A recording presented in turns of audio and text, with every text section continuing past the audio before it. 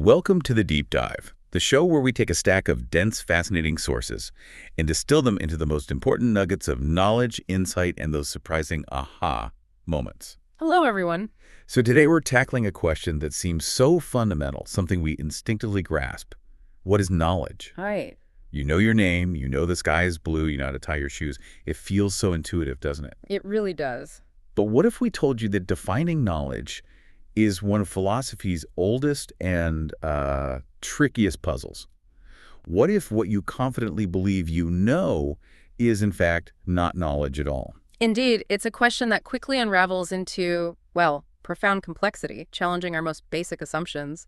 In this deep dive, our mission is to explore epistemology, that's the theory of knowledge. Epistemology, got it. We'll journey through the classical understanding of what it means to genuinely know something, then unpack the surprising challenges that shook its very foundations, and finally, see how thinkers from ancient Greece to modern philosophers have grappled with the elusive nature of truth and certainty. Our goal is to unpack these profound concepts, making them accessible and revealing their enduring relevance to how we navigate the, overwhelming flood of information in our world today. And to guide us through this intellectual odyssey, we've pulled from some truly rich sources for this exploration. We've got comprehensive insights from the Stanford Encyclopedia of Philosophy, detailed explanations from the Internet Encyclopedia of Philosophy, a truly thought-provoking Reddit discussion that reveals how these ideas play out in everyday thinking, Yeah, that was interesting. a foundational lecture on Plato's theory of forms, and a compelling article dissecting postmodernism and truth. Get ready, because your understanding of knowing is about to be completely rewired. Okay, let's unpack this. Let's do it. For centuries, the standard classical view of knowledge, heavily influenced by the great Plato himself, was what philosophers call justified true belief, or JTB. JTB, yeah. It sounds quite straightforward on the surface, doesn't it? For you to know a specific proposition, and philosophers often just call that P for short, 3 distinct, necessary conditions had to be met. It was considered the bedrock definition of knowledge. That's right. The first condition, the base layer, is belief. You must actually believe the proposition P. Okay, belief. And this isn't just a vague hunch you might have or a slight inclination in a certain direction. It implies what's called full or outright belief. It's a genuine commitment to the proposition being true, a conviction, rather than just being pretty confident or simply saying something without internalizing it. So if I were to say, I know the capital of France is Paris, I must genuinely hold the conviction that Paris is, in fact, the capital. It's not enough to simply guess it correctly on a quiz show or to just parrot it back as a parlor trick if I didn't actually believe it deep down. Precisely. To illustrate this, consider the example of Albert. Albert is a brilliant student of literature. He can correctly answer detailed questions about Elizabethan literature. He can recite dates, authors, plot points of plays, discuss themes and character motivations with impressive accuracy. Sounds like he knows it. You'd think. Yet, when asked directly, he might claim he doesn't know it, perhaps feeling he's only memorized facts for an exam, or that his understanding is merely superficial.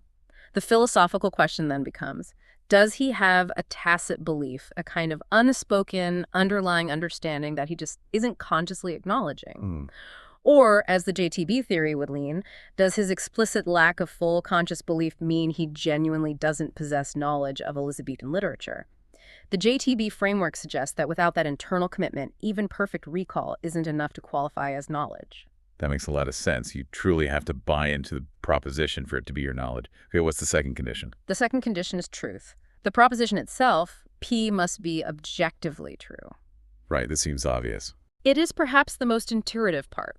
If what you believe isn't actually true in reality, then it simply cannot be knowledge. You might think you know it, but if it's false, you don't. Simple enough. Well, this condition implicitly assumes that there is such a thing as objective truth, a clear, verifiable match between your belief and reality. Ah, okay. And that assumption itself might be tricky later on. This point about objective truth is absolutely critical, and it's one we'll definitely return to when we discuss postmodernism. For JTB to work as a definition, there has to be an external, objective truth for our beliefs to align with. If a belief is false, it can't be knowledge, no matter how strongly you believe it or how well you think you're justified. Okay. Necessary condition. It's a necessary, but as we'll see, sometimes problematic condition for human beings. And finally, the third leg of this classical tripod. Justification. Your belief must be properly formed or appropriate. It can't just be a lucky guess. There have to be solid reasons, evidence, or reliable process supporting it. This is what distinguishes knowledge from mere opinion or blind conviction. This seems crucial. You can't just guess the lottery numbers and claim you knew them beforehand, even if you somehow got them right. Exactly. This condition is crucial because it filters out pure coincidence and random correct guesses. Think of William, who's about to flip a coin. He confidently believes it will land tails, but he has no particular basis for this confidence. It's just a gut feeling, a random hunch. Okay. If by pure chance it does land tails, his belief is true. He believed it, and it turned out true.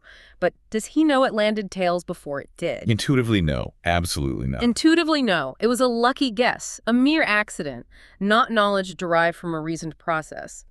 The justification condition ensures that our knowledge isn't simply a matter of fortunate accidents. There must be a good reason why you believe what you do. So belief, truth, and justification. BTJ, JTB. On the face of it, the JTB definition seemed incredibly robust, a solid foundation for centuries of philosophical thought. It did seem that way. But here's where it gets really interesting, because some contemporary thinkers are raising profound questions about that truth criterion, particularly its practical application for us mere mortals. That's a fascinating point that came up in one of our sources, the Reddit discussion, actually. While truth is theoretically necessary for knowledge, some voices there questioned its usefulness for actual human beings trying to gain knowledge. How so? The argument is that in philosophical thought experiments, we, as the designers of these scenarios, know the truth. We act as third-person omniscient narrators, able to simply reveal if a belief is true or false within our hypothetical world. So like in a novel where the author knows everything about the characters in the world, even what the characters don't know themselves. We, the philosophers, are essentially playing God in these thought experiments, looking down on the scenario with perfect knowledge. Exactly. We can set up a hypothetical where we say, okay, the clock stopped 12 hours ago, but the person believes it's the correct time. We, from our omniscient perch, know the truth of the clock's state. But in real life, you, as a human being, can never definitively say with absolute certainty what you believe is true unless you are, in fact, an omniscient God. You can gather evidence, you can have strong justifications, but you can never know the absolute truth of the universe to verify your belief against it from an external vantage point. That's a profound point. There are no privileged frames of reference in our actual attempts to gain knowledge, just like in physics. You're never truly outside your own perspective to verify absolute truth directly. You're always gathering information from within your own limited human experience. Precisely. The implication of this perspective is that while knowledge must be true, that's a foundational quality of knowledge itself, the truth criterion isn't a tool we can use to determine if our justified beliefs are knowledge, because we can't directly verify truth from an external godlike perspective in our daily lives. So we can aim for truth, we can believe something is true, but we can't use being true as a practical test in the moment we're forming the belief. That's the idea. We can only gather evidence and justify our beliefs. This pushes us to question whether the classical JTB definition, while conceptually sound for the nature of knowledge, fully captures what knowing means for finite human beings in practice. The core insight here is that humans don't have direct access to truth. We only have access to evidence and justification. This sounds like a setup for a major philosophical earthquake, a fundamental crack in the JTB foundation. It was. And that earthquake arrived with devastating force in 1963, courtesy of the American philosopher Edmund Gettier. Indeed. Gettier famously introduced a series of counterexamples where a person has a belief that is both true and justified, yet intuitively it simply doesn't feel like they truly know it. Wait, JTD is med, but it's still not knowledge? Yeah. How does that work? Exactly. These Gettier-type examples show that even a justified true belief can still involve an element of sheer luck or misleading information, falling short of what we typically call knowledge.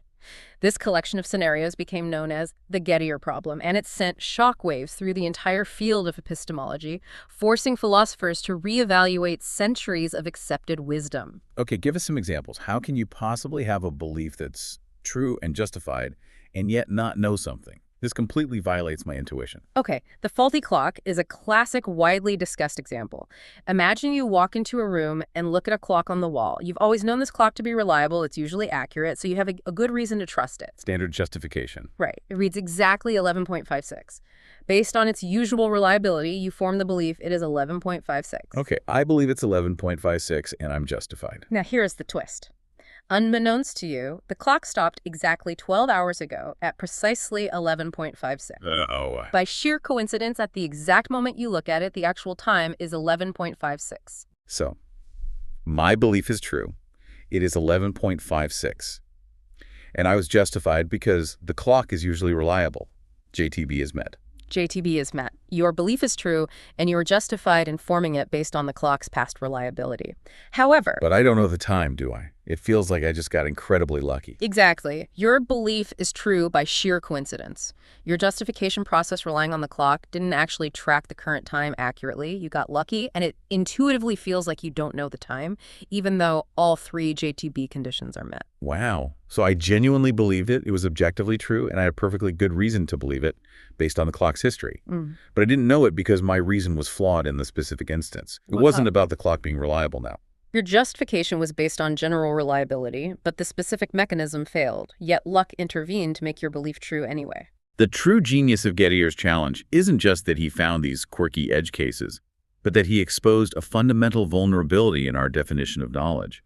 That even when we have solid reasons and our belief turns out true, a strange twist of fate, a stroke of coincidence, can mean we don't actually know.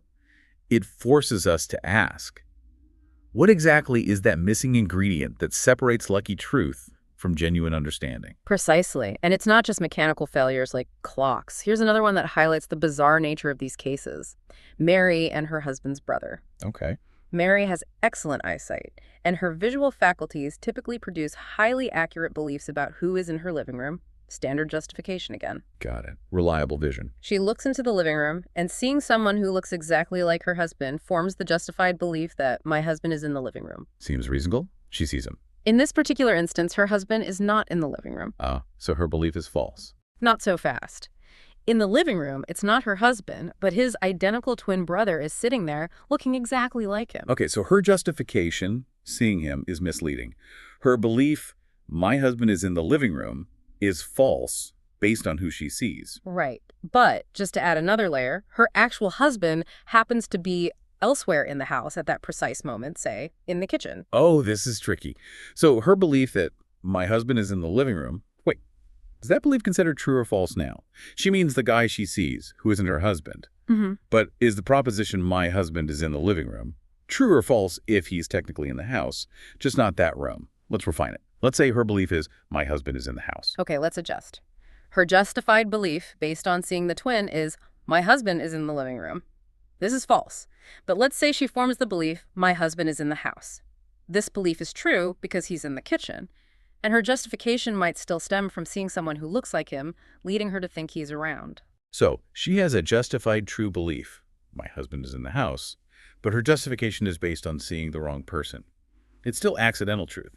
She doesn't know he's in the house because she saw the twin. Precisely. Her belief that he's in the house is true, and it's arguably justified based on her visual input, which usually works. But the truth is disconnected from the actual reason she holds the belief in that instance. It truly challenges our intuition about what constitutes knowledge. You can see why this sent shockwaves through the philosophical community. It showed JTB wasn't enough. It really does. It's like the connection between the justification and the truth is somehow severed by luck or misinformation, even if both are present. So after Gettier's bombshell, how did philosophers try to repair this definition of knowledge? It clearly needed something more, a fourth condition perhaps, to patch this intuitive hole. Right. The race was on to find a JTB plus formula. One of the initial ideas was to add a fourth condition, the no false belief condition. No false beliefs, meaning? This proposed that knowledge requires that the belief not be formed by relying on any false beliefs at any point in your reasoning chain. Okay, let's apply that. In the faulty clock example, my reasoning tacitly relies on the false belief that the clock is currently working properly. Exactly. So if we add this condition, it seems to solve the clock problem. You don't know because your justification involved a false belief. And in the Mary example, her belief, my husband is in the house might be justified by seeing the twin, which involves the false belief that person I see is my husband. So, no knowledge there either. That sounds perfectly reasonable. If your foundation includes a false premise, even if you accidentally get to a true conclusion, it's inherently shaky. It's like building a house on quicksand. It sounds good, and it handles many cases. Unfortunately, as promising as it sounds, this condition is often considered insufficient. Philosophers are good at finding counterexamples to counterexamples. Oh boy, okay, how does no false belief fail? Imagine a slightly modified clock scenario. You glance at the faulty clock, it says 11.56, which happens to be the correct time. You don't have an active, explicit belief that the clock is currently working properly. Maybe you don't think about its working state at all. You simply have a general, true belief that the clock usually works. Okay, so no active, false belief about its current state. Right. Even in this case, where you don't explicitly rely on a false belief about its current state, if the clock still randomly showed the right time after stopping, you still wouldn't know the time. Your justification still feels lucky, just less explicitly based on a false premise. It's a subtle but important distinction that shows no false belief isn't enough to block all Gettier cases. It's about the reliability of the justification in that specific instance, not just avoiding explicit falsehoods. Wow, so the no false belief condition doesn't quite cut it. Yeah. What's a more robust, widely accepted solution that tries to capture that missing ingredient? Something about the reliability. A more robust and widely discussed proposal is the no defeaters condition. No defeaters. What's a defeater? This states that a belief is knowledge only if there are no defeaters lurking in the background. These are true propositions which, if you had known them, would have undercut or defeated your justification for the belief. Okay, explain that with the clock. For the faulty clock, the true fact that the clock stopped 12 hours ago is a defeater. If you knew that true fact, it would have immediately undermined your justification for believing the time based on looking at the clock. Uh-huh. So even if I didn't know the clock was stopped, the fact that it was stopped acts as a defeater to my justification. Exactly. Many epistemologists find this approach quite promising because it accounts for those lurking truths that, if revealed, would change your mind or invalidate your reasoning process. It captures the intuition that knowledge requires your justification to be resilient to the actual facts of the situation. That makes a lot of sense. It elegantly addresses the luck element by essentially saying, you got lucky because there was information out there that would have undone your justification, even if you didn't know it at the time. It's like discovering a crucial piece of evidence that discredits a witness you previously trusted. Precisely. Another significant approach, moving slightly away from just adding conditions, involves causal accounts. Causal account, so like cause and effect. Kind of. Some philosophers suggest that knowledge requires a direct causal connection between the belief and the fact it encapsulates. For example, your belief that the apple is red is knowledge if the apple's redness itself caused your visual perception, which in turn caused your belief. The fact must be the direct origin of the belief. So the truth of the apple being red has to be the cause of my belief that it's red, not just a coincidence or an interpretation. This sounds very direct and intuitive, especially for sensory knowledge. Like the photons bouncing off the apple hitting my retina is the causal chain. It does feel intuitive for simple perceptual cases. However, a significant challenge for causal accounts is their apparent incompatibility with fallibilism. Fallibilism, that rings a bell, the idea that we can be wrong. Exactly. Fallibilism is the widely accepted idea that beliefs can be justified, maybe even highly justified, yet turn out to be false.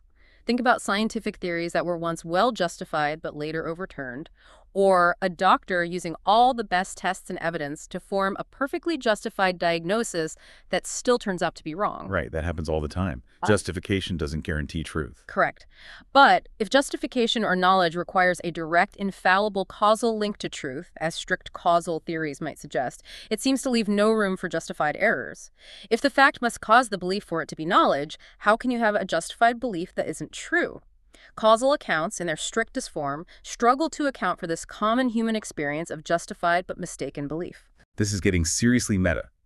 We've seen how complex the very definition of knowledge is, grappling with JTB and Gettier. And we've explored how its justification might need fixing. Now we're getting into the nature of justification itself. Where does it come from? Is it internal or external? And that's exactly the crux of the next major debate in epistemology: internalism versus externalism. These are two fundamental ways of understanding what makes a belief justified, and thus what allows it to potentially become knowledge. It's about the source or nature of that justification. Okay, let's start with internalism. The view from within. What's the core idea here? Break it down for us. Internalists argue that whether a belief is justified depends only on factors internal to your mind, things you can access, basically. Internal meaning. My thoughts, my feelings, my memories. Pretty much. The justification for your belief must be accessible to you, the believer, through introspection or reflection. Think about it. Your other beliefs, your sensory inputs like raw sense data, the feeling of heat, the sight of red, and your beliefs about the relationships between them are all within your mental grasp. Okay. According to internalists, only these mental states determine what new beliefs you form and whether they are justified. The appeal here is often about epistemic responsibility. You are justified if you have good reasons that you can articulate and reflect upon. You should be able to explain why you believe something based on your own mental contents. So my justification for believing something has to be something I can literally point to inside my own head. I believe X because I also believe Y and I see Z. It feels very intuitive, like I'm in control of my own reasons. I can check my work, so to speak. That's the appeal. But this raises a classic problem, doesn't it? The regress problem. Ah, yes. If every belief needs another belief to justify it, where does it end? Exactly. The regress problem asks, if every belief requires another belief to justify it, you end up with either an infinite chain of justifications, beliefs justifying beliefs forever. Which seems impossible for finite minds like ours. Or you end up with a circular chain where belief A justifies belief B, which justifies belief C, which eventually justifies belief A again. Which doesn't seem like real justification either, just looping back on itself. Right. So how does justification ever begin or truly stand on its own? It's like trying to hold up a ladder where each rung rests on the one below it endlessly, or where the top rung somehow supports the bottom. Neither works. So how do internalists solve this? They must have answers. They do. There are two primary internalist solutions. The first, and perhaps more traditional, is foundationalism. Foundationalism. Yeah. Like building on a foundation. Exactly. Foundationalism proposes that justification chains must end in basic beliefs. These basic beliefs are special. They don't need other beliefs to justify them. So they're self-justified or justified by something else. They are either considered self-justified, meaning they need no other belief to support them, or they're justified by non-doxastic sources, meaning not belief-based sources. The prime candidate here is direct sensory experience. Like the raw feeling of pain or seeing a bright red patch. Precisely. You don't necessarily believe you're feeling pain based on other beliefs, you just feel it. That direct sensation can be a foundational input for knowledge, a starting point that doesn't need further justification by other beliefs. So these basic beliefs are like the bedrock of knowledge, the unshakable pillars on which everything else rests. The buck stops here, basically. Exactly. Within foundationalism, there are different flavors, different ways this works. Traditional foundationalism suggests that basic beliefs are about your experiences themselves. For instance, the belief, I am having an experience of red, is considered infallible or self-justified. From these infallible beliefs about your own mental states, you then infer beliefs about the external world, like there's a red apple out there. That seems a bit indirect. I have to be certain about my experience first, then infer the world. That's the traditional view. Moderate foundationalism, a more recent view, is a bit less strict, maybe more intuitive. It holds that experiences can directly justify beliefs about the external world. For example, the raw experience of seeing a tomato directly justifies the belief there is a tomato, without needing that intermediate step of believing, I am having a tomato-like experience. Okay, that feels more direct.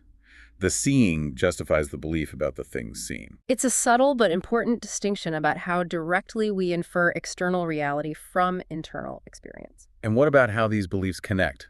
Does justification require absolute logical certainty, like in math? Or can it be more flexible, more probabilistic? That brings up another distinction within foundationalism. Deductivism versus non-deductivism. Does justification require logical entailment, meaning the conclusion must follow certainly from the premises, deductivism? Or can it include inductive inferences, which provide strong support but aren't logically certain, non-deductivism? Given that most of our beliefs about the world aren't logically certain, non-deductivism seems more plausible for everyday knowledge. Many foundationalists agree and lean towards non-deductivism to allow for the vast minority of our everyday beliefs, which are based on probabilistic reasoning and sensory evidence, thus allowing for fallibility, the possibility of being wrong, even with good justification. Okay, so that's foundationalism building up from basic self-justified beliefs or experiences. What's the alternative internalist approach to the regress problem? The main alternative internalist strategy is coherentism. Coherentism, like things cohering or fitting together. Exactly. This view rejects the linear, asymmetrical structure of justification proposed by foundationalism, basic beliefs supporting non-basic ones. Instead, it posits that justification is symmetrical and holistic. Holistic, meaning the whole system matters. Precisely. Individual beliefs are not justified by tracing them back down a chain to basic beliefs. Instead, they are justified by belonging to a coherent system of beliefs. Think of it like a spider web, where each strand supports and is supported by every other strand. Or maybe a crossword puzzle, where each answer has to fit with all the others. The more explanatorily integrated your beliefs are, the more they fit together, explain each other, and form a consistent network, the more coherent the system is. And the coherence of the whole system confers justification on the individual beliefs within it. So it's not about a single starting point, but how well everything interlocks. The more a belief aligns with and makes sense of my other beliefs, the more justified it is. Like, my belief that birds fly is justified because it fits coherently with my beliefs about biology, gravity, observation, etc. Precisely, that's the core idea. However, coherentism faces a major challenge, often called the isolation objection. Isolation. Isolated from what? Isolated from reality. If justification is only about how well beliefs fit together internally, how does such a coherent system connect to the external world? A perfectly coherent set of beliefs could be a complete fiction, like a meticulously detailed but entirely made-up fantasy world or a paranoid delusion. It could be internally consistent but completely detached from how things actually are. Ah, I see. A novel can be perfectly coherent internally, but it doesn't make it true. My coherent belief system could be completely off base. Exactly. Coherentism on its own struggles to explain why a well-organized fiction wouldn't count as justified belief or even knowledge if it lacks grounding in external reality. How does the web connect to the world? That's a powerful objection. My coherent belief system could be completely detached from reality. So if internalism, whether foundationalist or coherentist, struggles with connecting justification firmly to the external world or avoiding infinite regress, what's the alternative? That leads us directly to externalism, the view from without. Okay, externalism. So justification depends on factors outside the mind. That's the core idea. Externalists contend that justification can, and often does, depend on factors external to your mind. These might be features of the environment, the reliability of your cognitive processes, or causal connections factors you might not even be aware of or able to introspect upon. So my belief could be justified, even if I'm not consciously aware of all the reasons or processes that make it so. That feels different. It goes against the internalist intuition of needing conscious access to justification. It does. It decouples justification from the subject's internal access or awareness. This approach helps externalists avoid the isolation objection that plagues coherentism, because justification can depend on connection to the world. And it can offer different solutions to the luck element in Gettier cases by focusing on reliable processes. Okay, so what's the main externalist theory? By far, the most prominent externalist view is reliabilism. Reliabilism. Based on reliability, presumably. Exactly. This theory maintains that a belief is justified if it is the result of a reliable cognitive process, a process that regularly, or usually, produces true beliefs.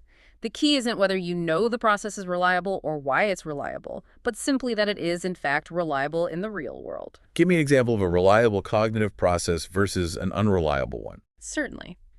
Using normal vision to determine the color of a well-lit nearby object is generally considered a reliable cognitive process for someone with normal eyesight. It consistently produces true beliefs about color in those conditions. Makes sense.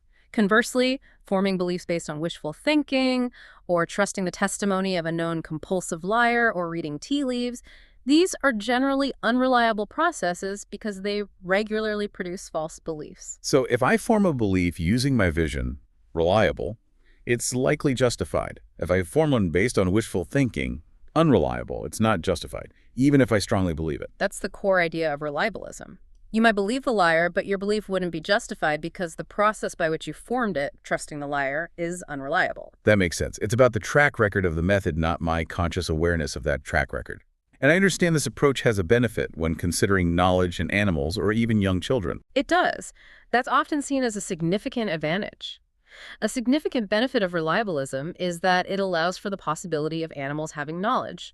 For example, a dog's sense of smell used to find food is a highly reliable belief-forming mechanism. Right, the dog doesn't need to think, my nose is a reliable instrument for detecting food scent molecules. Exactly.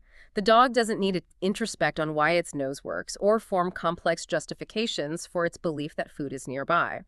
Its cognitive processes are simply reliable in producing true beliefs about the location of food. Reliabilism allows us to say the dog knows where the food is. Which aligns with our ordinary language use of knowledge for animals, without needing to attribute complex human-like reasoning or internal justification to them. It's an elegant solution to a tricky problem. It is. It bypasses the need for reflective awareness of justification. Okay, so we've seen how complex the very definition of knowledge is, grappling with the subtleties of JTB and the challenges posed by Gettier cases. And we've explored how its justification can be viewed internally, from within our minds, foundationalism, coherentism, or externally, based on reliable processes in the world. Reliabilism. A real tour through the mechanics of knowing. But what if we can't even get to that starting point?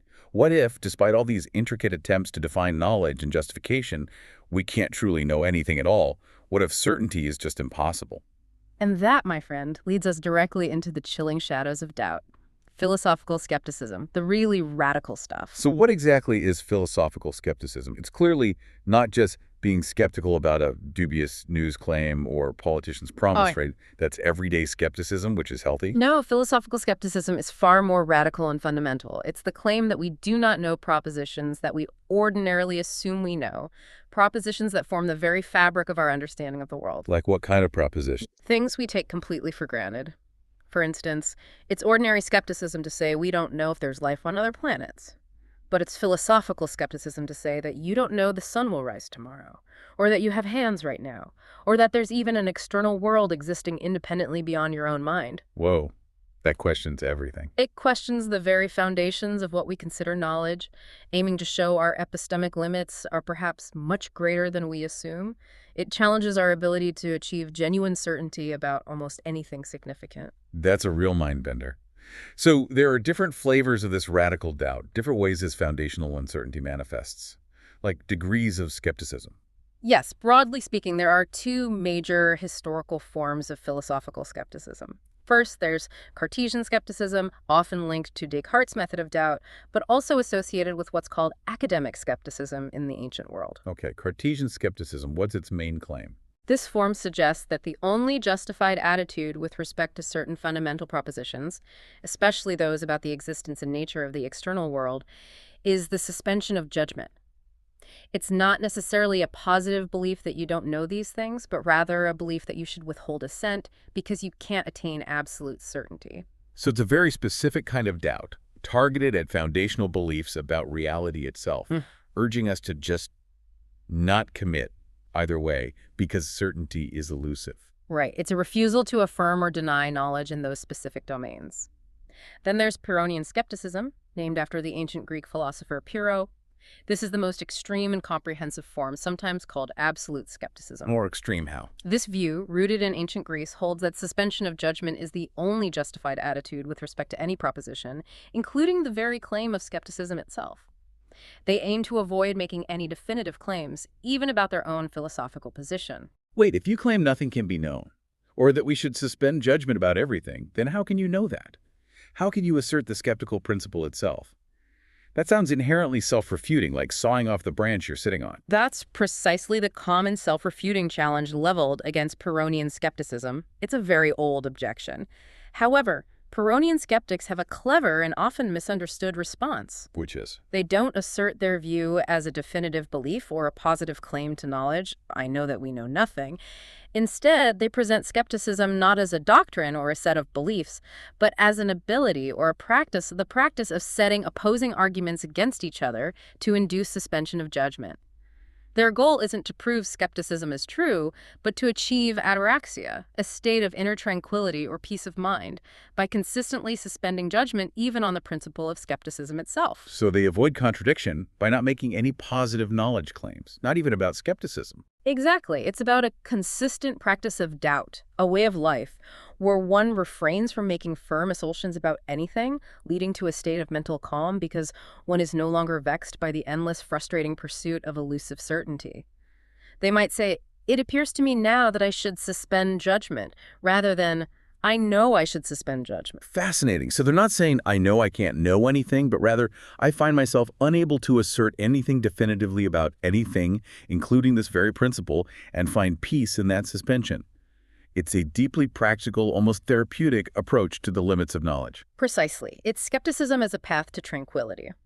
Now, another giant of skepticism, one whose arguments continue to profoundly challenge our understanding of knowledge, is David Hume, the 18th century Scottish philosopher. Ah, Hume. We met him briefly when discussing the justification for JTB. He sounds important. Hugely important. He launched powerful skeptical attacks on two pillars of our knowledge: our belief in the external world based on sense perception, and even more famously, on our reliance on induction to reason about the future. Human skepticism. This sounds like it could truly unravel our most fundamental everyday experiences and assumptions. Let's start with perception. Okay. Regarding skepticism about the external world derived from sense perception, Hume argued that our senses only tell us about our perceptions how things appear to us as impressions and ideas in our minds. They don't, he argued, give us direct access to external objects as they actually are in themselves, existing independently of our minds. So I don't see the actual table, I just see my perception of the table. That's Hume's point. When we assume that objects persist even when unseen, like assuming the table is still there when you leave the room, or that our perception is the independent object itself, we're making an unjustified leap of inference, going beyond the evidence our senses. How so? Give an example. Okay, think about seeing a car. You see it, then you look away, then you look back and see it again. According to Hume, your two sense experiences, seeing the car the first time, seeing it the second time, are distinct and separate perceptions in your mind. Right. Two snapshots. To infer that it's the same numerically identical car that persisted through time while you weren't looking, rather than just two qualitatively identical, similar-looking but distinct car perceptions, Hume argues, involves a fallacious leap. We conflate similarity with identity. Our belief in its persistence isn't rationally justified by the senses alone, but arises from habit and the smoothness of our imagination. So my senses show me snapshots, discrete visual data points, and my brain naturally, habitually fills in the continuity, the persistence of the object. But Hume says that filling in isn't rationally justified knowledge, it's an unproven assumption based on custom. That's deeply unsettling. It makes the world feel less solid. Exactly. It challenges the intuitive link between perception and reality. But Hume's most famous and arguably most devastating skeptical argument targets our ability to reason about the unobserved and the future, what's known as the problem of induction. Induction. Reasoning from past experiences to future ones, right? Like, the sun has always risen, so it will rise tomorrow. Precisely. Our belief that the future will resemble the past, also called the principle of the uniformity of nature, PUN, is absolutely essential for both empirical science and daily life. You assume the sun will rise tomorrow, that gravity will still work, that bread will nourish you, that the laws of physics will hold consistently. Right. Without that assumption, everything breaks down. Science couldn't make predictions, we couldn't plan anything, even walking across a room relies on the expectation of regularity. But what's the problem? The sun always rises, objects always fall. Why isn't that justification enough? That past experience seems like overwhelming evidence. Here's Hume's bombshell. He argues that this fundamental principle, PUN, simply cannot be justified by reason. It can't be proven logically. Why not? First, it can't be justified deductively, meaning through pure logic, like a mathematical proof. Why? Because the future is not logically guaranteed by the past. There's no logical contradiction in imagining the sun not rising tomorrow, or gravity suddenly ceasing to exist, or all the laws of physics changing instantly. The opposite of any matter of fact is always conceivable, even if it seems incredibly unlikely based on past experience. Okay, so it's not a logical certainty like 2 + 2 = 4. I get that. But surely we can justify it inductively based on all that past experience, the overwhelming evidence. But that's the crux of the problem. Hume argues, second, that PUN cannot be justified inductively either. Why? Because any attempt to use past observations of uniformity, or G, nature has always been uniform in the past, to prove that uniformity will continue in the future would be viciously circular reasoning. Circular how? Because you'd be using an inductive argument, assuming the past is a reliable guide to the future, to justify the very principle that induction relies on, that the past is a reliable guide to the future. You'd be assuming the conclusion in your premise. Ah, the classic begging the question fallacy. You can't use past observations of nature's uniformity to prove that nature will continue to be uniform, because that assumes the very principle PUN that you're trying to establish for the future. You're using induction to justify induction itself. Precisely. It's like trying to prove your friend is trustworthy by asking your friend if they are trustworthy. You're relying on the very thing you're trying to test. This insight from Hume is profoundly unsettling, because it implies that so much of our everyday confidence in the world, that gravity will keep us on the ground, that the sun will rise, isn't based on logical certainty or rational proof, but on deeply ingrained habit, on custom, on psychological expectation. It strips away the claim of rational certainty from empirical science in everyday life. That's the core radical insight. Hume concludes that our beliefs about the future, about cause and effect, about the uniformity of nature, are based on custom and habit, a psychological inclination developed through repeated experience, not on rigorous reason or logical demonstration. We expect the sun to rise because it always has, but we don't know it will in the same way we might claim to know mathematical truths. It's a profoundly humbling realization about the limits of human reason. Wow, okay. So we've gone from the seemingly solid bedrock of JTB to its spectacular collapse under Gettier's attack, and then plunged into philosophical skepticism, with Hume seemingly showing we can't even rationally justify our most basic beliefs about the world or the future. How does one fight back against that kind of a pervasive, corrosive doubt? How do you rebuild knowledge from such a shattered foundation? Well, that desperate need for a secure foundation against skepticism brings us to a truly revolutionary figure in philosophy, René Descartes. His entire project was, in many ways, a bold counterstrike against the very kind of skepticism we've been discussing. Descartes. I think, therefore I am. Everyone knows that line. So he tackled skepticism head-on. Head-on, and in a completely novel way.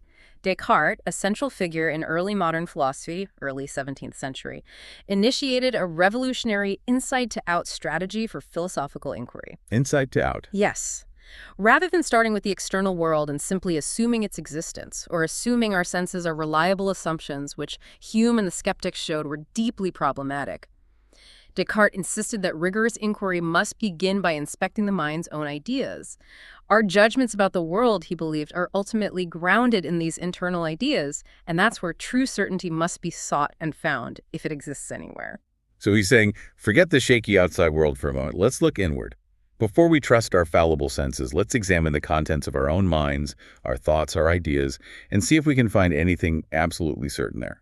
It's a radical shift from previous philosophy that often started with observing the world. It was completely revolutionary. Descartes was what philosophers call a methodist, meaning he prioritized finding and following a rigorous, systematic method above all else. He deeply distrusted prima facie intuitions, those things that just seem obviously true at first glance, without any deep reflection or critical questioning. Like how it feels obvious that the ground beneath you is solid, or that your body is real, or that you're awake right now. Exactly. He conceded that no sane person has ever seriously doubted particular common sense claims like there really is a world, but he still argued that such pre-reflective judgments, however intuitive they feel, might be ill-grounded, unreliable, even if they happen to be true. He wasn't just seeking truth, he was seeking absolute certainty, knowledge that could not possibly be doubted, knowledge that was infallible. So he set the bar incredibly high. Not just justified true belief, but indubitable belief. But he wasn't just doubting for the sake of it, though, was he? Like the Pyrrhonians seeking tranquility. There was a larger constructive purpose behind his skepticism. Absolutely, that's crucial. His use of doubt was instrumental, not terminal. Descartes famously likened his quest for knowledge to an architect preparing to lay a solid foundation for a building. He wasn't content to build the edifice of knowledge on the shifting sands of inherited opinions or the shaky foundation of unexamined sensory beliefs.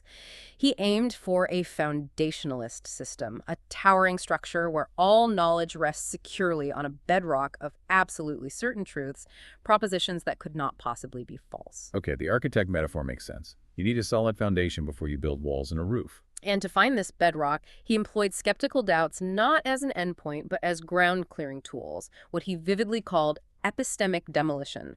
He used doubt systematically, methodically, like a bulldozer, to undermine all existing claims to knowledge, clearing away the loose earth and sand of uncertain beliefs until he hit solid rock, something that could resist even the most powerful skeptical argument. So doubt wasn't the enemy, it was the instrument, the very tool that reveals the firm ground beneath. It's an incredibly proactive and deliberate use of skepticism, turning the skeptic's weapons against skepticism itself, in a way. Precisely. Unlike skeptics who doubt for the sake of doubting, or those whose doubt leads to intellectual paralysis or mere tranquility, Descartes' ultimate goal was profoundly constructive. He used doubt to test the firmness of potential foundations, to reveal rock or clay that could not be dislodged by skeptical assault, aiming to reach certainty. This raises a crucial question that he must have grappled with. Is there a most powerful doubt? A single argument so strong it could shake any potential foundation? Or could there always be a bigger bulldozer, a more radical doubt lurking? He certainly seemed to believe there was such a doubt than which none more hyperbolic can be conceived. He wanted to find the ultimate, most extreme form of doubt imaginable to truly test his potential foundations.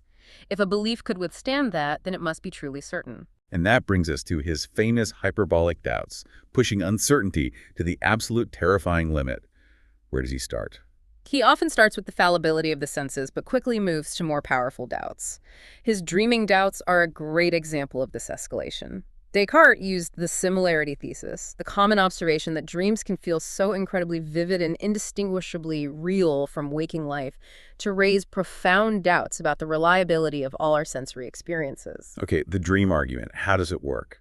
He presents it in a couple of stages. The first is the now dreaming doubt. This suggests the universal possibility of delusion for any particular sensory experience you're having right now. For any specific sensation, seeing your hands on the keyboard, hearing my voice, feeling the chair beneath you. It's possible, for all you know for certain, that it's just part of a very vivid dream. I've definitely had dreams that felt incredibly real until I woke up and the illusion shattered. So how do I know for sure I'm not dreaming right now listening to this deep dive? I can pinch myself, but couldn't I just dream I pinched myself? That's exactly the point Descartes makes. There seems to be no definitive mark to distinguish waking from dreaming with absolute certainty. But then he pushes it even further to the always dreaming doubt. Always dreaming? This raises the possibility of universal delusion. For all you know, all your experiences throughout your entire life might have been dreams. Perhaps there is no external world at all, just a continuous, vivid dreamscape generated by your own mind. Your deeply held belief in an external physical reality might just be a blind impulse, an unreasoned assumption, because you can't truly distinguish waking experience supposedly produced by external objects from dreamlike experiences produced entirely internally. That's truly terrifying. My whole life, everything I experience could just be a movie playing inside my head. But then, if dreams are just my mind, what about things like mathematics? Doesn't 2 + 3 still equal 5 even in a dream? Aren't some truths independent of whether I'm dreaming or awake? You've anticipated Descartes' next move. He considers exactly that. Even if I am dreaming, it seems that simple truths of arithmetic and geometry, a square has 4 sides, might still hold true. This leads him to formulate his ultimate, most powerful doubt, the evil genius doubt, or the deceiving God hypothesis. The evil genius. This is the really radical one. This is the ultimate bulldozer. To overcome even the apparent certainty of mathematics and logic, Descartes asks us to consider the possibility of an omnipotent God who created us, or perhaps not God, but an evil genius, a deceiver of supreme power and cunning. This entity, he posits, is deliberately and constantly deceiving you about everything, making things appear real and true when they are not. Everything. Including math. Including even the simplest, most evident mathematical truths. Perhaps the evil genius is powerful enough to make you go wrong every time you try to add 2 and 3, making you think the answer is 5 when it's really something else, or making you believe contradictions seem logical. If this evil genius exists, then even your most basic, seemingly infallible reasoning could be fundamentally flawed, systematically manipulated by the deceiver. Okay, that's truly hyperbolic. That feels like it destroys everything. If an evil genius can deceive me about simple arithmetic, if even the basic structure of my thoughts can't be trusted, then what on earth can I be certain of? Is there anything left that can stand against such an ultimate deceiver? It feels like utter nihilism, total cognitive despair. It feels that way. The doubt seems all-consuming, but it's precisely at this point of maximum doubt, when everything seems lost, that Descartes has his monumental breakthrough, his single unshakable anchor point, the cogito. I think, therefore I am. Famously expressed as, I think, therefore I am, cogito, ergo sum. After stripping away every belief susceptible to the dreaming or evil genius doubts, he finds one proposition that stands fast, immune even to the most powerful deceiver. I am, I exist. How does that survive the evil genius? Couldn't the genius deceive me into thinking I exist when I don't? That's the beauty of it. The reasoning is simple yet profound. If you are convinced of something, even if wrongly, if you are doubting, if you are being deceived, then you must certainly exist in order to be convinced, to doubt, or to be deceived. Let him deceive me as much as he can, Descartes writes triumphantly. He will never bring it about that I am nothing so long as I think that I am something. The very act of thinking, doubting, being deceived, understanding, affirming, denying, proves your existence as a thinking thing, res cogitans. That's brilliant. Wow. Even if I'm being fooled about everything else in the world, the very act of being fooled, or even just doubting that I'm being fooled, requires a me, a subject, a thinking entity, to be fooled or to do the doubting. So my own existence as a thinking entity is the absolute, unshakable anchor, the first certain truth from which everything else might be rebuilt. Exactly. That's the Archimedean point he was searching for. The cogito's power, Descartes argues, comes from its clarity and distinctness. It appears so self-evident, so immediately and undeniably true to the mind when it is clearly and distinctly perceived, that you cannot but assent to it. This immediate self-evidence, this clarity and distinctness, then becomes Descartes' general rule or criterion for identifying other certain truths later on. If he can find other ideas as clear and distinct as the cogito, he hopes they too will be certain. Okay, so the cogito is the foundation. But it only proves I exist as a thinking thing. It doesn't prove the existence of my body or the external world or even the reliability of my math skills yet, right? Those are still vulnerable to the evil genius. Precisely. The cogito is just the starting point. And even the cogito, Descartes implicitly acknowledges, faces a subtle, lingering challenge. While we can't directly doubt I exist while thinking, we can indirectly doubt it by doubting the cognitive faculties themselves that perceive the cogito as true. How so? If your mind, your very capacity for reason, was created by an evil genius and is therefore fundamentally defective or systematically misleading, can you truly trust even the most evident truths it apprehends, including the apparent certainty of the cogito itself? It's like asking, can you trust a calculator to tell you 2 + 2 = 4 if you have reason to suspect the calculator itself is fundamentally broken and designed to deceive you?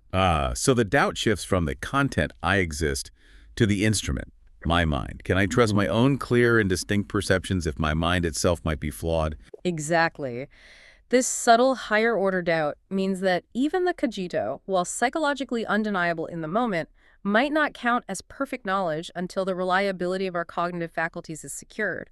And this is where a divine guarantee becomes absolutely essential for Descartes to complete his project. So even the brilliant cogito isn't perfectly safe on its own without further justification of our own mental capacities. This is where God finally enters the picture for Descartes, serving as the ultimate guarantor of truth and the reliability of our clear and distinct perceptions, right? To defeat that final, lingering doubt about our faculties. Exactly. For Descartes, achieving full and perfect knowledge and indubitability that goes beyond the immediate psychological certainty of the cogito and secures the general reliability of our mental faculties against the evil genius, doubt requires proving God's existence and, crucially, proving that God is not a deceiver. Why is the non-deceiver part so important? Because if God is perfect, Descartes argues, then deception, which stems from imperfection, malice, or weakness, is incompatible with God's nature. A perfect God would not create us with cognitive faculties that are systematically designed to lead us into error when we use them carefully and correctly specifically, when we assent only to what we perceive clearly and distinctly. Without this divine guarantee of our faculties' basic reliability, Descartes argues, it seems that I can never be quite certain about anything else because the evil genius doubt could always undermine any perception, no matter how clear and distinct it seems. So God becomes the ultimate guarantor of truth and the foundation for rebuilding all knowledge beyond the self. But this brings us to a notoriously difficult and debated problem that has plagued Cartesian scholarship for centuries, the infamous Cartesian circle. It does indeed. The structure of Descartes' grand argument for certainty, as laid out primarily in his Meditations, unfolds in what appears to be two interconnected and potentially circular arcs. Okay, break down the two arcs for us. Arc 1. Descartes attempts to prove the existence of an all-perfect God.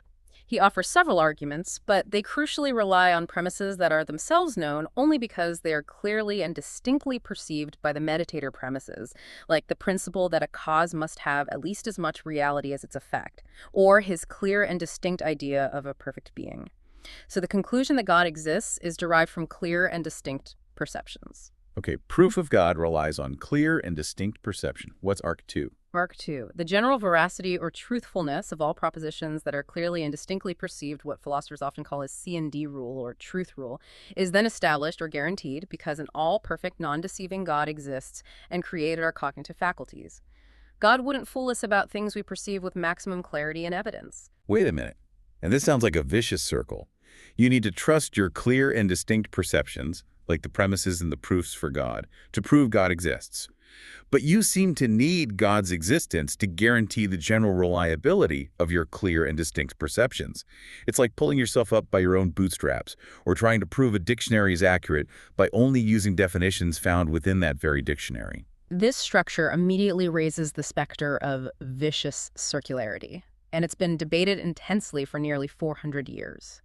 If the proof of God relies on the C&D rule, and the C&D rule relies on God, then the entire system seems to collapse in on itself, offering no genuine, non-circular foundation.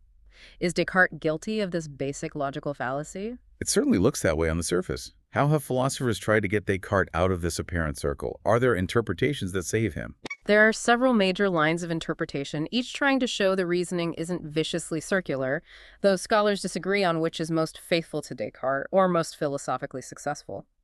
One interpretation, sometimes called bounded doubt, argues that certain fundamental truths, like the cogito itself, and perhaps the basic principles of logic or metaphysics used in the proofs for God, are knowable with certainty independently of God's guarantee. So they are immune to the evil genius even before God is proven. In this view, yes. The evil genius's power is seen as bounded, unable to undermine these specific foundational truths perceived by the natural light of reason. God's role, then, is not to guarantee these initial certainties, but to extend certainty to other clear and distinct perceptions, particularly those concerning memory, complex reasoning, and the existence of the external world, which are vulnerable to doubt over time without God. So some core truths are just inherently certain, self-evident, and don't need a divine intervention for their initial grasp. God then comes in to secure the rest of our knowledge, making the circle less direct. That's one way to read it, focusing on a distinction between psychological certainty in the moment and metaphysical certainty, guaranteed truth. Another view, sometimes associated with unbounded doubt, suggests that while the premises used to prove God in Arc 1 are indeed vulnerable to the evil genius doubt when initially considered, we are nevertheless psychologically compelled by our cognitive nature to assent to them when they are clearly and distinctly perceived in the moment, even before God's existence is proven. So we can't help but believe them when we focus on them. Right. The evil genius's power, on this view, doesn't necessarily make us believe false things when we clearly perceive truth. Rather, it primarily makes us doubt later when we're not actively focusing on the clear perception, whether that perception was reliable. Once God's existence is proven, based on these psychologically compelling, clear perceptions, the possibility of the evil genius deception is removed, and the doubt loses its undermining potency over those previously compelling but potentially doubtable truths. It's about the order of certainty or compulsion.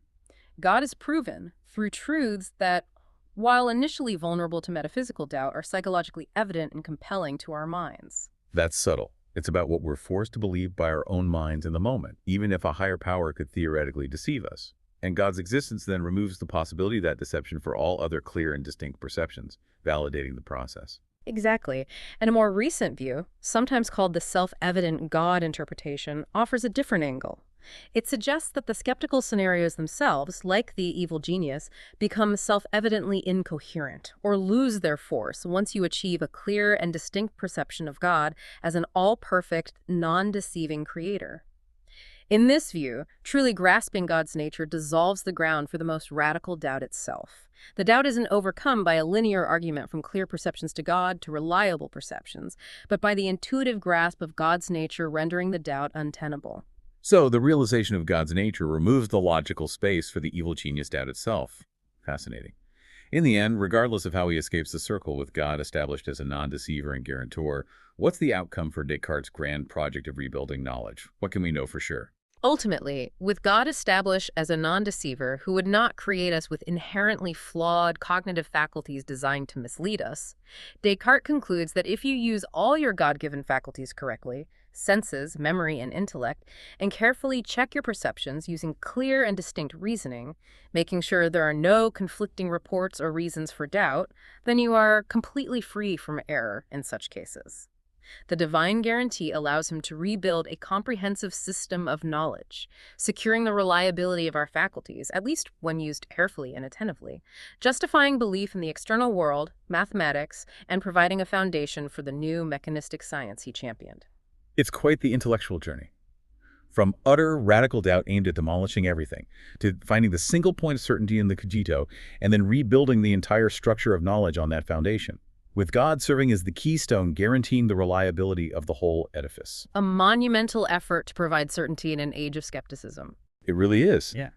Now, speaking of foundations and the very origins of our understanding of truth and reality, let's rewind even further back in time, way before Descartes, back to ancient Greece and the profound echoes of Plato's world of knowledge and forms. His ideas about reality and how we know it predate Descartes by nearly 2 millennia, but are still incredibly relevant to everything we've discussed. Absolutely. Plato, the brilliant student of Socrates and teacher of Aristotle, proposed a fundamental dualism of reality that profoundly shaped Western thought for centuries, influencing philosophy, theology, and even science. Dualism meaning two realities. Essentially, yes.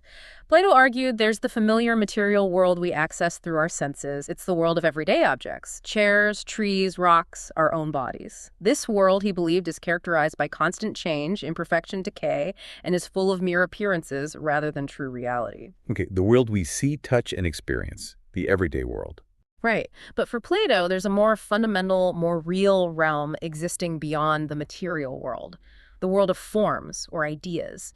This world is not physical and cannot be accessed through the senses. It's accessible only through pure thought, reason, and intellectual abstraction. What's in this world of forms? It contains the perfect, eternal, unchanging, universal essences or blueprints of everything that exists imperfectly in the material world. Think of perfect beauty itself, ultimate justice, perfect goodness, or the ideal, mathematically perfect triangle or circle, or even the perfect form of chair. These forms exist eternally and independently of any imperfect instance or example we encounter in the material world. So the actual physical chair I'm sitting on right now, with all its nicks and scratches and imperfections, is just a flawed temporary copy, a kind of shadow of the perfect eternal form of chairness that exists in this other, higher, unchanging realm. It's a powerful way to think about perfect ideals versus imperfect reality. Exactly. The particular things we sense in the material world are merely pale, fleeting reflections or participations in the perfect forms. And this metaphysical dualism was absolutely central to Plato's theory of knowledge, his epistemology. He was deeply concerned, especially in dialogues reacting against the sophists, with distinguishing true knowledge, which he called episteme, from mere opinion, persuasion, or ungrounded belief, which he called doxa. The sophists again. Remind us what Plato's issue was with them. The sophists were traveling teachers in ancient Greece, known for teaching rhetoric, argumentation, and persuasion, often for a fee. Plato criticized them because he felt they were more concerned with teaching people how to win arguments and persuade audiences, regardless of the actual truth of the matter. They were masters of rhetoric, he argued, able to make any argument seem plausible or compelling through clever language and emotional appeals. In doing so, they were giving people doxamere opinion, belief based on persuasion, not episteme genuine, reasoned knowledge grounded in understanding the true nature of things, the forms. So they were good at manipulating appearances and beliefs, good at winning arguments in the Athenian assembly or courts, but not necessarily at leading people to actual objective truth, as Plato conceived it. It was about perceived reality rather than the deeper reality of the forms. Correct. For Plato, true knowledge, episteme, could only be gained through a difficult intellectual ascent, through deep philosophical reflection, rigorous reasoning, especially dialectic, a kind of question-and-answer philosophical debate, and conceptual analysis. This process involved turning the soul's eye away from the distracting, misleading shadows of the fleeting material world and towards the eternal, unchanging light of the forms. Turning the soul's eye. That's a great metaphor. Yeah. He even had a theory, most famously explored in the dialogue Meno, that learning is actually a process of recollection, anamnesis. He suggested our immortal souls had direct acquaintance with the forms in their pure state before birth, before becoming trapped in a physical body with its confusing senses. Education and philosophical inquiry, then, are processes of remembering or uncovering these innate ideas, bringing them back to conscious awareness. Wow. Knowledge as remembering truths our souls already knew. That's a fascinating idea. And to help us understand this profound journey from the darkness of mere opinion to the light of true knowledge, he gave us one of philosophy's most famous and enduring allegories, the allegory of the cave. The allegory of the cave, presented in his masterpiece, The Republic, is a brilliant and timeless illustration of this ascent from ignorance to enlightenment, from doxa to episteme. It encapsulates his metaphysics, epistemology, and even his political philosophy. Set the scene for us. What's the setup in the cave? Imagine a group of prisoners who have been chained deep inside a dark cave since childhood, facing only a blank wall at the back of the cave. They are chained so they cannot turn their heads. Behind them, unseen by them, a large fire burns. And between the fire and the prisoners, there's a low wall or parapet along which people walk, carrying various objects, statues of humans, animals, artifacts, everyday items. Okay, prisoners facing a wall, fire behind them, people carrying things like puppets behind a screen. Exactly. These objects carried along the parapet cast shadows onto the wall that the prisoners are facing. Since the prisoners have known nothing else their entire lives, they believe these flickering shadows are reality. They watch the shadows, talk about them, name them, perhaps even predict which shadow will come next. The sounds they hear, they attribute to the shadows themselves. That's a powerful image of being trapped in a superficial reality, mistaking mere appearances, secondhand images, for the whole truth. It's almost prophetic for our modern media landscape, where we're constantly bombarded with curated images, mediated information, and virtual realities. It truly is. The image of these chained prisoners seeing only flickering shadows perfectly captures Plato's view of ordinary human perception trapped in the material world, doxa, mistaking fleeting appearances for true reality. Then, Plato asks us to imagine what happens if one prisoner is suddenly freed. The escape. Yes. The escape is initially painful and disorienting. The prisoner is forced to turn around, and the light of the fire hurts their eyes, which are accustomed only to darkness. They might be confused by the objects casting the shadows, perhaps even thinking the shadows were more real than these objects. It would be a shock to the system, resisting the new reality. Then this prisoner is dragged, likely against their will initially, up a steep, rough path out of the cave and into the world outside.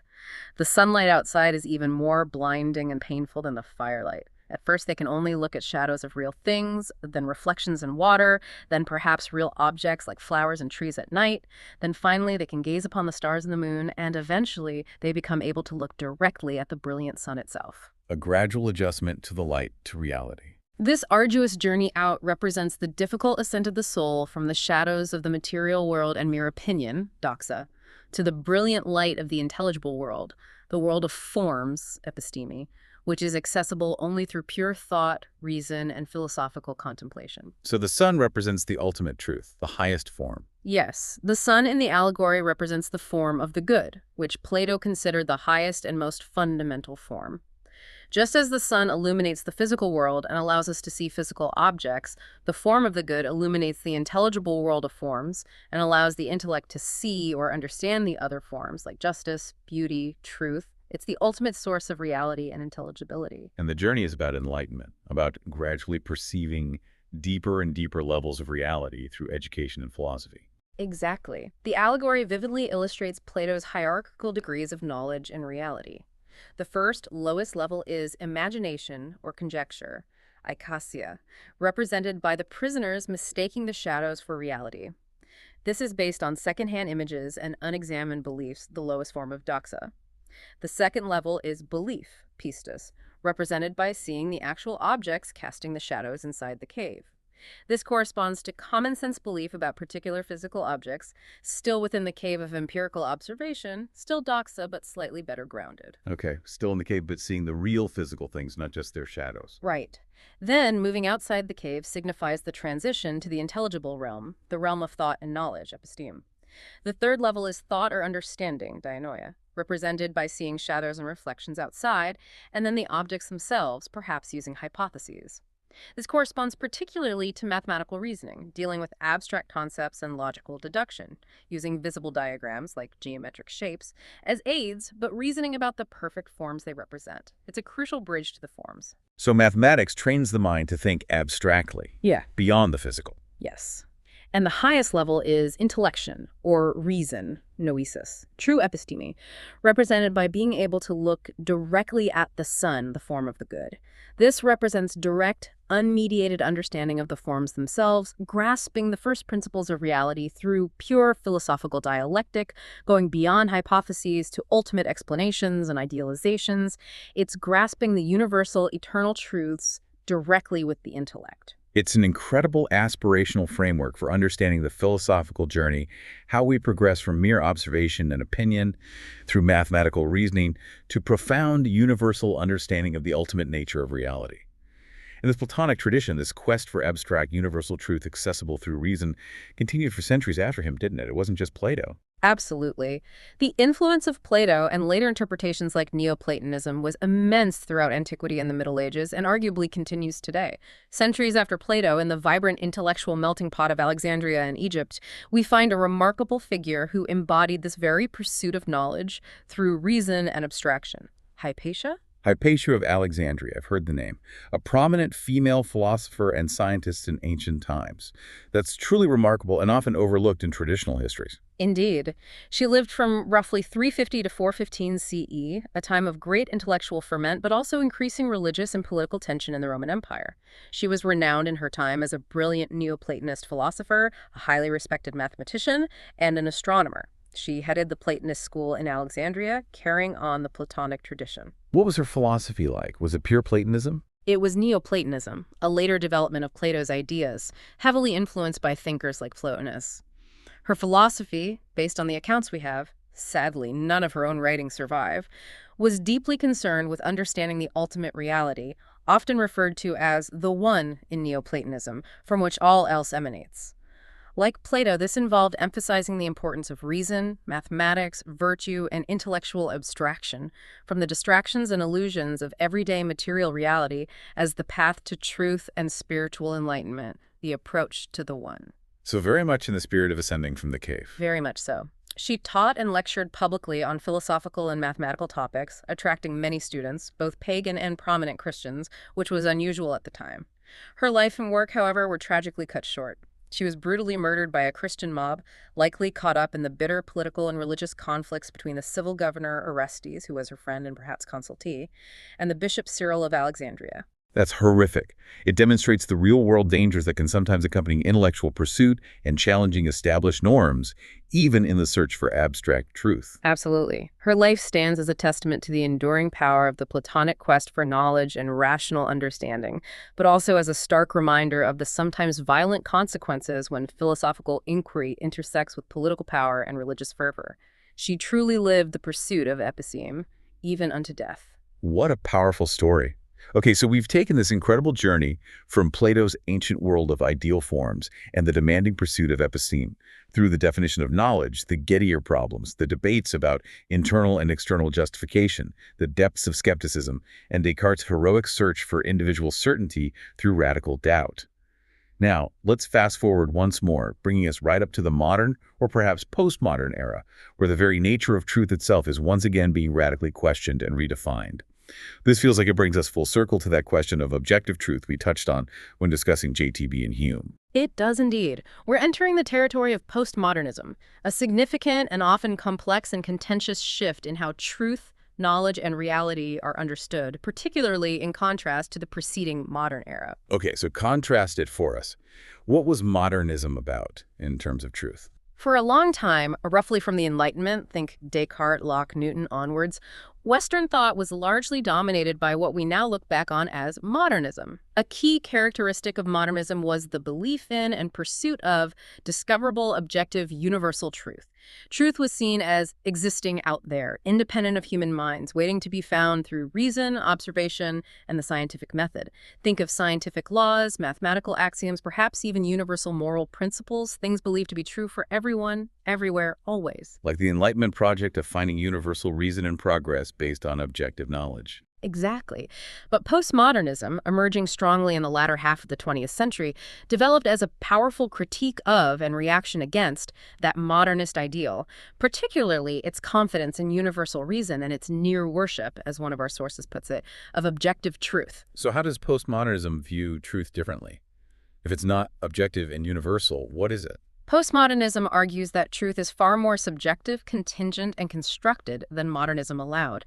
It often embraces or at least explores concepts like your truth and my truth, largely questioning, if not outright discarding, the notion of a single, absolute, capital T truth that applies universally to everyone, independent of perspective. That sounds like relativism. Is truth just relative to the individual or the culture? That's certainly a major strand within postmodern thought, though it's complex. And not all postmodern thinkers are simple relativists. Instead of seeing truth as purely subjective wishful thinking, our source notes that postmodernism often emphasizes that our understanding of truth is inseparable from our humanity itself, from our specific location in the world. Truth, in this view, is always connected to a certain point of view, how one is situated culturally, historically, socially, linguistically. Situatedness, okay. And these points of view, these situations, are profoundly shaped by our stories or narratives, the frameworks of understanding we inherit from our culture, our language, our community, our personal experiences. These narratives structure how we perceive and interpret the world, and therefore what we hold to be true. So there isn't one universal, objective, God's eye view of truth accessible to humans. Instead, truth is constructed or experienced differently based on our background, culture, language, power position, and personal story. This sounds like it encourages a more humble posture regarding universal claims of knowledge, acknowledging our limits. It certainly does, and that's often presented as one of its strengths. Our source suggests that postmodernism is, in part, an attempt to better grapple with how humans truly come to knowledge, acknowledging our inherent limitations and biases. It takes a more humble stance than modernism's confidence, acknowledging that, as the source puts it, we are forever trapped in our human point of view, and as such, our finiteness always informs our knowledge. That echoes some of the skeptical points we discussed earlier, like Hume's emphasis on the limits of perception. It's a recognition that our context shapes what we consider true, making absolute, decontextualized truth seem like an unattainable, perhaps even undesirable or oppressive ideal for humans. Exactly. It questions the neutrality and universality claimed by modernist frameworks, often highlighting how those claims mask specific power structures or perspectives, for example, Western, male, colonial. But what are the implications of this radical subjectivity or situatedness, especially when viewed from other philosophical or theological perspectives that do hold to some form of absolute or objective truth? Our sources touch specifically on the Christian narrative here, offering a particular lens through which to view postmodern claims about truth. Yes, one of our sources, an article examining postmodernism and truth from a Christian perspective, naturally offers a contrasting view. It argues, based on its theological framework, that absolute truth does exist and, as it posits, is ultimately found in God or revealed by God. It points to biblical claims like Jesus saying, "I am the way, the truth, and the life." Okay, so a direct claim to embodying absolute truth. Right. And this perspective, the article explains, also typically implies that morality is objective, derived from God's nature and commands, rather than being merely subjective, culturally relative, or a matter of personal narrative, as postmodernism might suggest. This, of course, creates a direct tension with postmodernism's generally relativistic or anti-foundationalist stance on both truth and ethics. So, for those who hold to an absolute truth anchored in God, how do you even begin to engage fruitfully with someone operating from a postmodern framework who genuinely believes in their truth, or sees all truth claims as situated narratives, perhaps even viewing claims of absolute truth as inherently oppressive? It seems like speaking entirely different languages with completely different starting assumptions. The article we looked at suggests that the challenge for someone holding an absolutist view is perhaps not to try and simply convert people from postmodernism back to modernism, arguing for objective scientific truth in the modernist sense, as that approach might be seen as missing the point or intellectually outdated by someone immersed in postmodern thought. Because postmodernism already critiqued modernism. You can't just go back. Exactly. Instead, the advice offered in the article is to try and meet postmodern thinkers on the journey they are already on, engaging with them within the frame of postmodern values themselves, such as valuing personal narratives and lived experience, recognizing the role of power and perspective, acknowledging bias, and appreciating humility about universal claims. That makes sense strategically. Mhm. You have to find common ground, speak their language, acknowledge their valid insights about situatedness and perspective. Rather than just dismissing their entire worldview as wrong, you engage the narrative framework itself. Right. It's about understanding their framework and speaking to their concerns about context, power, and perspective, perhaps showing how the narrative you hold addresses those concerns in its own way.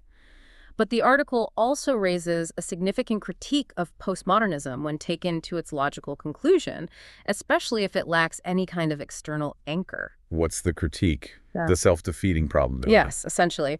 Our source argues that without some kind of anchor or an overarching story, a meta-narrative that transcends individual situated narratives, postmodernism's potential conclusion that all contexts and hence all truths must be equivalently valid ultimately becomes circular and self-defeating. How so?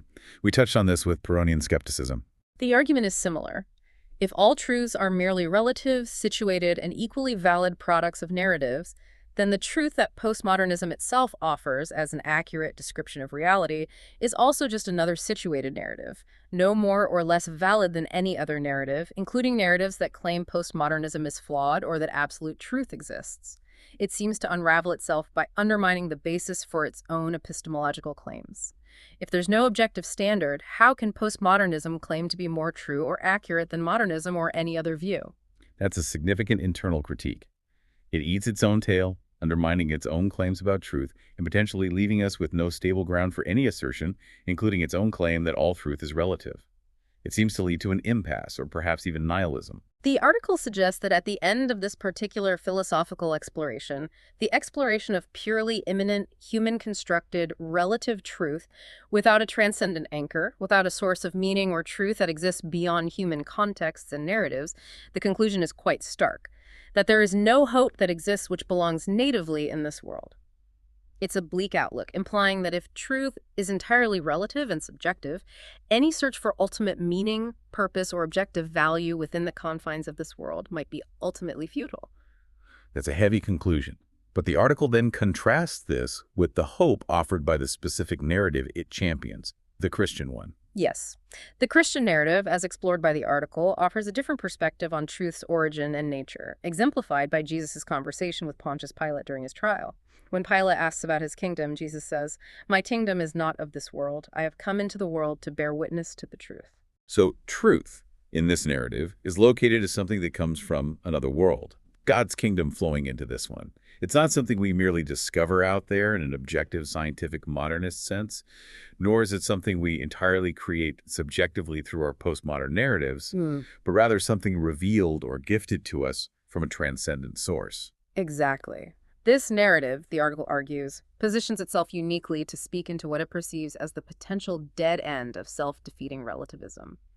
It can actually agree with the postmodern insight that our human perception is finite and limited, that in our present state, as the Apostle Paul wrote, we see through a glass darkly, or know in part, acknowledging our situatedness and limitations, which resonates with postmodern humility. So it affirms the limits of human knowing in this world. But it offers the hope and promise that we will one day know fully, even as we are fully known, presumably when we join that other world or when God's kingdom is fully realized.